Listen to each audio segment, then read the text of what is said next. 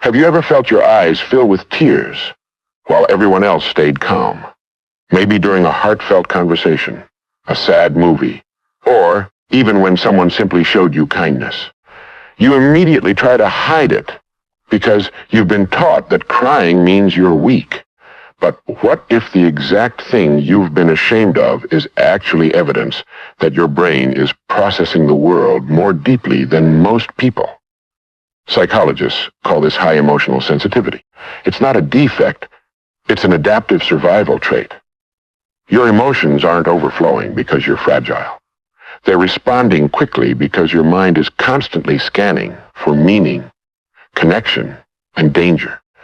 What looks like weakness is often heightened awareness. Society tells you that strong people don't cry. You're expected to lock your emotions behind walls like a machine that never breaks. But emotions aren't a leak in the system. They're a guidance system. Suppressing them doesn't make you stronger. It only disconnects you from yourself. Your tears aren't proof that you're failing. They're proof that your emotional radar is working. Research on emotional regulation and mirror neurons suggests that highly empathetic people often experience emotions more intensely because they naturally absorb the feelings of others.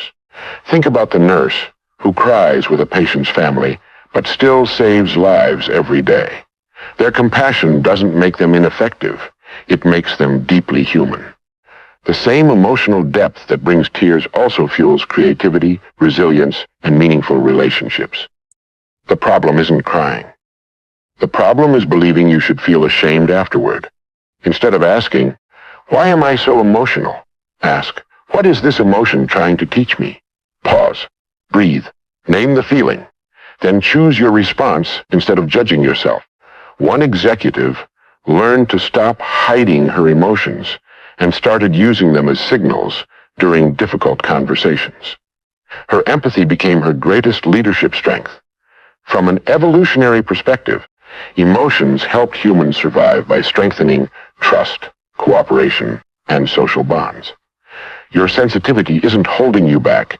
It's preparing you to understand people in ways others often can't. In a future where emotional intelligence matters more than ever, your tears may become your greatest advantage. So stop apologizing for crying easily. Stop treating your sensitivity like a flaw. You were never broken. You were built differently.